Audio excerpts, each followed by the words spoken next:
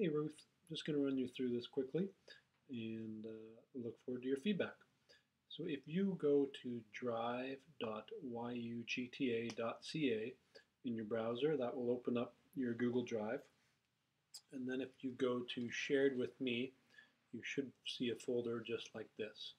Now in the actual process, this will all happen differently, but just for now, that's how you can navigate to your folder. If you open up that folder, you'll see three key documents. The first would be your discernment summary chart, which you fill in after your discernment retreat, which would then lead to your operational plan. And then finally, each of your team members will have an action plan. So I'll just run you through these quickly. And yeah, here we go. So discernment summary chart is fairly straightforward, we hope. You can just fill in each of these boxes here. What was the discernment, and then what was the implication or implementation. Even for now, you can just put in fake data just to fill it up. And then a key piece here is choosing your scales, and you just grab them from the drop-down menu. And again, this is the formed word of the scale. You're familiar with that by now. And just choose each of your 5 scales. And that's it. And you can close that out. For your operational plan, it's a little more involved. I haven't formatted this opening page yet, but basically it'll just force people to watch a training video like this. Then the starting point is your overview, and you want to click on your team's name from the drop-down. I'm just going to put it in for now because that'll populate some other things.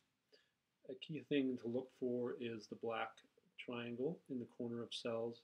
That means there's a tip, which you can see as I mouse over there. Again, put in your vision, totally the same template as last year basically. Discernment summary will automatically populate. That may not be working right now, by the way, but it will. And then ministry goals. This is probably, well, it's not probably, it is the most complex of our input places. So you can see that your gauges are here and the scales will be filled in automatically as well. Again, I'll make sure that works properly for you. So when it comes to entering an impact goal, you can just track with the tips. And so here you'll put in a number, and whether that's you want to reach 30 youth or 30% of your youth for that specific goal. And again, then you can choose whether that's percent of youth or youth. And then here's an important one as well. Do you want them to reach a specific degree, or do you want them to move from one degree to another degree? And again, that will just fill out all across here. So again, right here is probably the most complicated, but once we get the hang of it, it should work well. And for now, the degrees are just listed as numbers, but those will be your actual degree names when the time comes.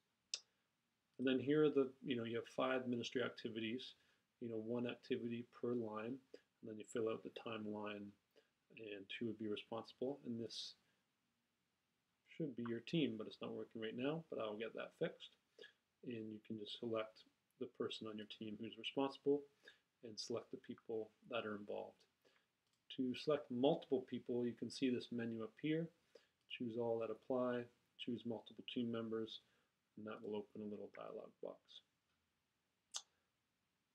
If you keep running through, basically you just run through the bottom tabs. I'm hoping the remainder are fairly self-explanatory based on your experience with our templates the last 2 years. So there's communications, group spiritual practices. Again, lots of these are drop-downs that you can access. And this is, again, the same team list happening there. And finally, resourcing. And that is it. Okay, thanks, Ruth. Look forward to your feedback.